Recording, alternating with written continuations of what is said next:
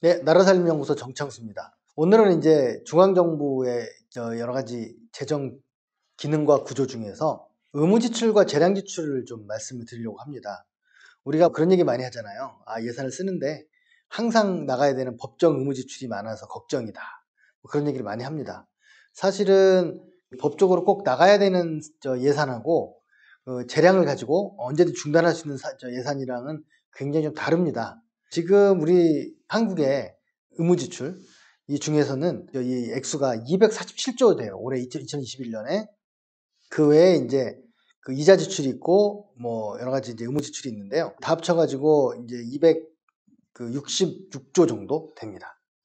그리고 재량 지출은 291조예요. 약간 아직도 재량 지출이 좀 더 많기는 합니다. 그런데 이게 이제 그 올해 이런 거고요. 사실은 요 최근 몇 년 동안 그 의무 지출이 더 많았어요. 근데 작년부터 우리 갑자기 뭐가 생겼죠? 코로나가 생겼잖아요. 코로나 때 투입된 예산들은 대부분 재량 지출이죠. 일시적으로 쓰는 거니까.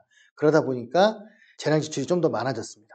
재량 지출과 의무 지출은 한 반쯤 되는데 점점 의무 지출이 많아졌다가 다시 재량 지출이 많아졌다. 이렇게 생각하시면 됩니다. 이 재량 지출 말고 의무 지출은 무엇이 있을까? 법정 지출이 있습니다. 제일 큰 게 대부분. 법정 지출은 지방에 이전하는 재원이 있어요. 지난번 강의 때 말씀드렸잖아요. 국세의 19%를 지방재정교부세로 주고 그리고 또 20.24%를 교육 쪽에 주는 교육재정교부금이 있습니다. 거의 40% 정도를 중앙정부가 무조건 지방에 줘요. 그러니까 이게 40이 기본적으로 법정 지출이 되어버리니까 이 액수가 108조나 됩니다. 올해만 해도. 그러니까 법정 지출하면 우리가 잘못 생각하는 것 중에 하나가 복지에 많이 나가고 막 이래서 그런 거 아니야? 라고 할 수 있죠. 물론 복지도 많이 나갑니다. 복지가 131조예요. 하지만 그 복지만큼이나 지방에 나가는 돈이 있다. 이렇게 생각하시면 법정 지출이라고 하는 게 단순하게 그 보건복지나 이런 문제가 아니라 우리 사회 전체적으로 꼭 나가야 되는 돈이 있구나라고 생각하시면 됩니다. 그리고 이제 기타가 7조 정도 있어요. 뭐 아주 자잘하게 뭐 복지가 아닌 것 중에서 꼭 나가야 하는 돈들이 있죠. 그런 것들이 이제 필수적인 행정기관이나 이런 것들이 있습니다. 나라가 유지되려면 기본적으로 뭔가 국방이라든가 이런 걸 포함해서 필수적인 게 있어요. 다 들어가 있지는 않습니다. 의무지출에 들어가 있는 건 아니고 재량지출에 들어가 있어요. 국방도. 그래서 우리가 재해라든가 뭐 이런 부분에서 필수적으로 되는 돈들이 있어요. 참고로 재밌는 사례를 하나 말씀드리면 이런 것도 있어요. 우리가 한강을 건너다 보면 뭐 굴뚝에서 큰 흰 연기가 나는 거대한 걸 볼 수 있습니다. 특히 마포 쪽으로 건너올 때 당인리라는 곳에 발전소가 있어요. 예전에 화력발전소였는데 지금은 이제 바뀌었죠. 화력이 이제 공기가 안 좋으니까 바뀌었는데 상수동 아래에 이제 있거든요. 이게 뭐냐면 수도권에 발전소가 없잖아요. 서울 주변에 만약 비상사태가 발생했을 때 전기를 어디선가 공급을 해야 되는데 서울의 필수 기관들한테 그래서 그 당인리 발전소가 있었던 거예요. 예전엔 당인리 화력발전소였는데 지금은 화력이 아니니까 가스나 이런 걸로 하거든요. 그래서 당인리 발전소라고 합니다. 지금 지하화돼 있고요. 지상에는 뭐 도서관이 문화예술회관 지어가지고 주변 주민들이 쓸 수 있게 했습니다. 이게 마포구의 아주 오랫동안의 수건 사업이었어요. 왜냐하면 이게 마포구도 그래도 도심인데 그 발전소가 떡하니 가운데 차지하고 있으니 얼마나 좀 그랬겠습니까. 그래서 이제 그게 지하화되면서 마포의 땅값이 대폭 상승하게 되었죠. 모든 것이 땅값입니다. 전철이 들어서도 땅값이고. 아무튼 그런 것들이 이제 법정 지출이고 지방 이전 재원이 가장 크고 복지가 있고 필수적인 보안이라든가 이런 조치들이 있다. 이게 법정 지출이라고 아시면 되고요. 복지는 대부분 법정 지출이긴 하죠. 복지에서도 사실은 일시적으로 가는 돈들은 여기에 포함되어 있지 않습니다. 꼭 필수로 들어가는 게 뭐겠습니까? 이 기초수급이라든가 장애인이라든가 노인 기초연금이라든가 이런 부분들이 이 복지 쪽에 가장 주요한 액수를 차지합니다. 그 법적이기 때문이기도 하지만 필수적으로 들어가는 우리 사회가 유지되기 위해서 들어가는 복지들이다라고 생각하시면 됩니다. 뭐 재량 지출이라고 해서 법이 없는 건 아니에요. 법에 근거가 돼 있어야 지출하기 때문에 그런 건데 다만 그거를 그 재량 지출에서는 법적으로 근거가 있어 지출을 하긴 하지만 그 조절이 가능하다. 조절이 가능하지 않는 사업들은 법정 지출을 보고 있습니다.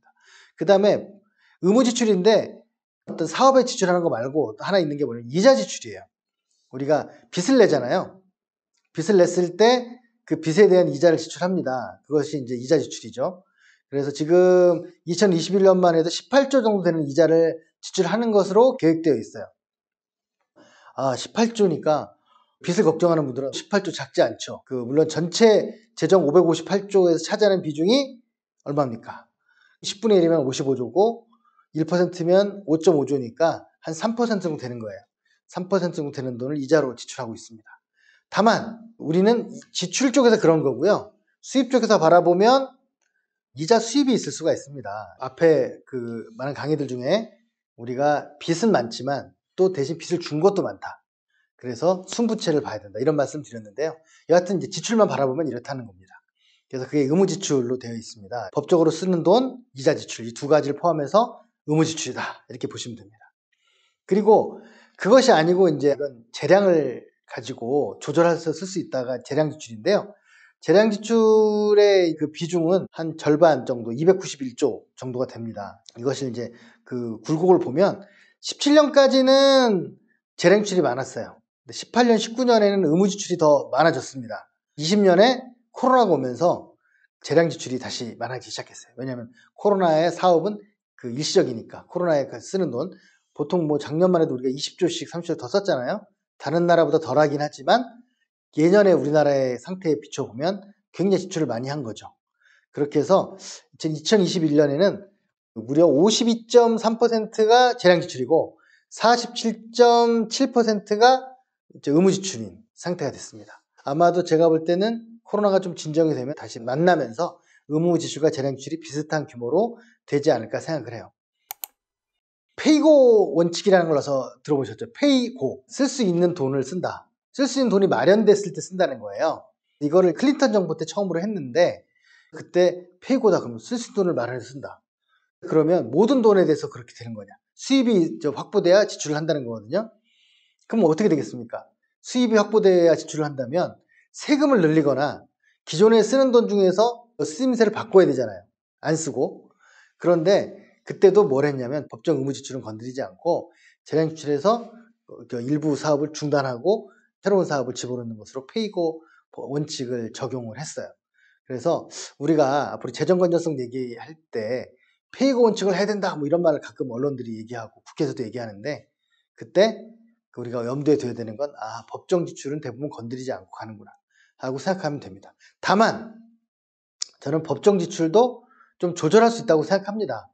예를 들면 기초수급자에 대해서 돈을 더 줄 수 있잖아요. 그리고 또 저는 덜 줄 수도 있다고 생각해요. 뭐냐면 뭐 기본소득이 등장한다든가 아니면 지금 각광받고 있는 사업 중에 하나가 EITC라고 해서 근로장려세제라는 게 있어요. 이게 뭐냐면 소득의 일정 수준을 결정해 놓고 그 소득보다 적은 근로자들한테 돈을 주는 거예요. 개인적으로 최저임금을 갖고 싸우느니 차라리 이 근로장려세제를 확대하는 게 낫지 않았었을까라는 생각을 해요. 괜히 중소자영업자들하고 되네 안 되네 하고 막 티격태격 싸울 게 아니라 아예 왜냐면 이건 보수적인 분들도 인정을 해요. 일하는데 수입이 적어? 그러면 일하는 사람 워킹푸어들한테만큼은 지원해줘야 되지 않아? 라고 하는 게 EITC 제도예요. 근로장려세제. 물론 이걸 쓰는 나라는 영국이나 미국 같은 영미권에만 있습니다. 왜냐하면 복지가 적은 나라들이거든요. 복지가 많은 나라는 이렇게까지 할 필요가 없었겠죠. 그렇지만 요즘 유럽도 관심을 많이 가지기 시작했답니다. 왜냐하면 일하는 사람에 대해서는 최소한의 소득을 보장해 줘야 한다는 생각이 있는 거죠. 일을 하지 않는 사람들한테도 복지를 주는데 일하는 사람은 더더군다나 해줘야 되는 거 아니냐라는 생각이에요. 만약 우리나라도 그러면 이 기준이 어느 정도냐면요. 중위소득의 절반이에요. 그래서 아마 지금 모 단체장이 지금 얘기하는 안심소득도 그거를 좀 거의 비슷하게 흉내내서 하는 거라고 저는 생각합니다. 이름만 다를 뿐이지. 여하튼 이런 법정 지출 이런 부분들도 조절이 가능하다라는 거고 또 이런 것도 있을 수가 있죠. 이 법정 지출에 올해부터 새로 등장한 게 뭐냐면 고등학생까지 무상교육이에요. 학비를 내지 않아요. 근데 아이들이 줄잖아요. 그럼 아이들이 줄면 당연히 줄 돈도 줄어들겠죠. 그러면 이제 당연히 법정 지출이지만 줄어들 수도 있습니다.